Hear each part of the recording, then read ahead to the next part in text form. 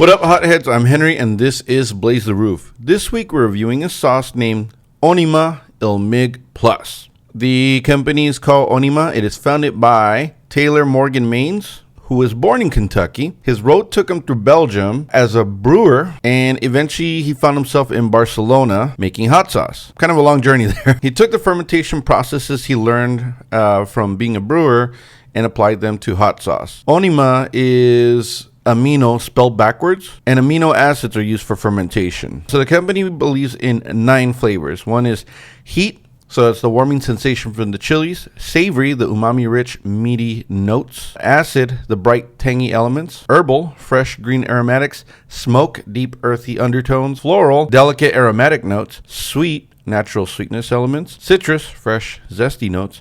And bitter, complex grounding elements. He did start this in Barcelona and ended up moving operations to Sheridan, Wyoming. No offense to Sheridan, but I like to talk about Barcelona, or as the locals say, Barcelona. There are 2 languages here, Spanish and Catalan. They are 2 different languages. Catalan is not a dialect of Spanish. There are similarities, but you'll hear in a bit, right? This is an example of how Spanish and Catalan are so different, right? In order to say that sentence, here is how Spanish and Catalan are so different. You'd say in Spanish, you would say in Spanish, it'd be, así es como el español y catalán son tan diferentes.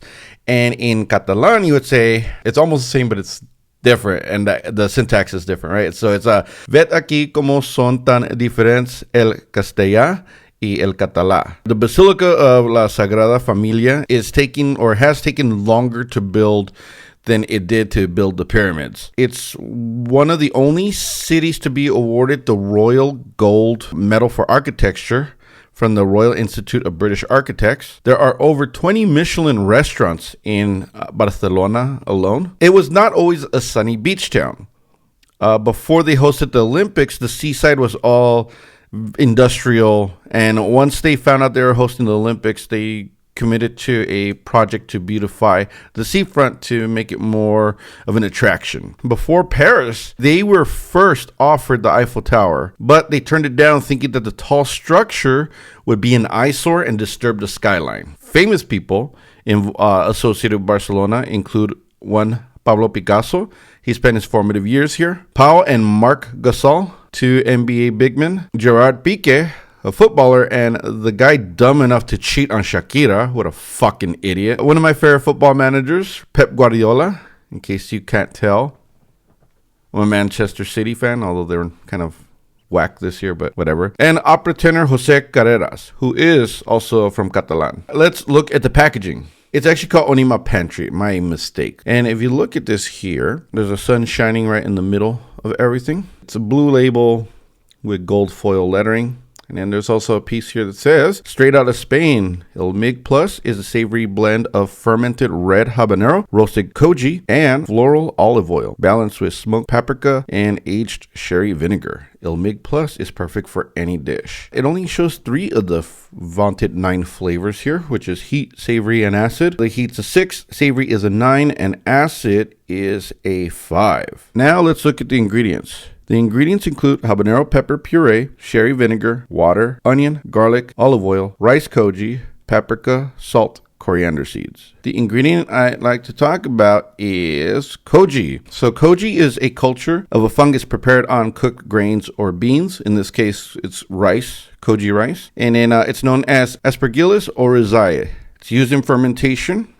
And there's a Japanese saying in sake brewing, I'm going to butcher this, but this is a 4th language we're talking today. So it's Ichikoji ni moto san tsukuri. Koji first, moto second.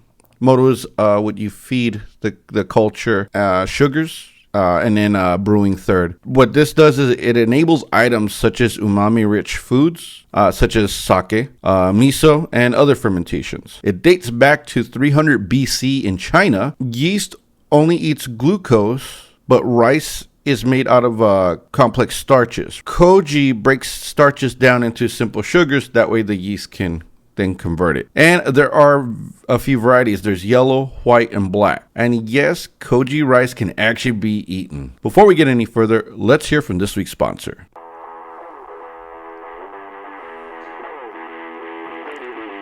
Monster Energy has made a business model of giving people some extra pep in their step.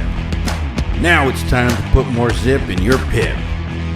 Presenting your Rock Soft, the next level male enhancement pill. Unleash the monster within with the aid of nitric oxide boosters and caffeine, along with a proprietary blend of ingredients. You can confidently tell women to come with you. Get your Rock Soft with your Rock Soft. If you have an erection lasting more than 4 hours, call a mortician.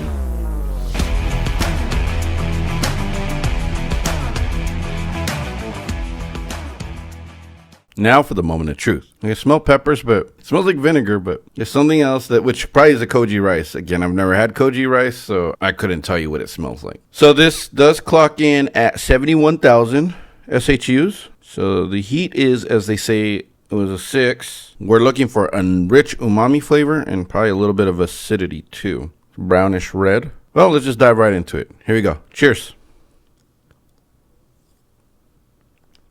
Okay, it's a medium burn. Back of the tongue, kind of rising still, but it's not too bad. So it's a middleweight as far as the heat goes. I find it hard to describe what an umami flavor is like, but have you ever had anything like miso paste? Any type of bean paste, I guess, like that. A certain flavor to it. So this has a little bit of a sour flavor, a little bit of acidity, but again, it's the umami. It's just got a rich flavor to it. Very tasty. This is actually, it's a very tasty sauce. But again, because it's umami, you can't really throw it on just anything. You couldn't put on anything sweet. So you'd want to put this on dishes that you want to make savory. If it's already savory, this might be overkill. Now it's slightly burning my lips because I licked them. What I would put this on, I mean, anything that you want to make a little bit savory. I mean, if you want to think Spanish, like, I mean, I would throw this on paella, give it a little extra kick. Now, I'm not sure I would throw this on tacos or anything like that, but it is very savory. You have to be careful. So it's not too acidic though. Now, is this something that I think I need in my rotation? Probably not. It's good. It'd be something I would use in dishes. I just don't know what to.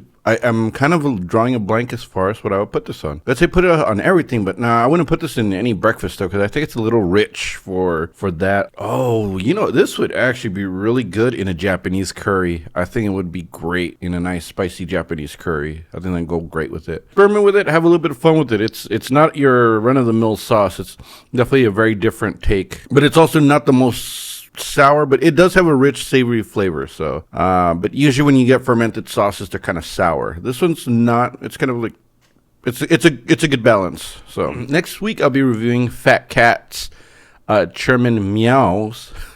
Yes, I said meow. Until then, I'm Henry, and remember, spice up your life. Take care.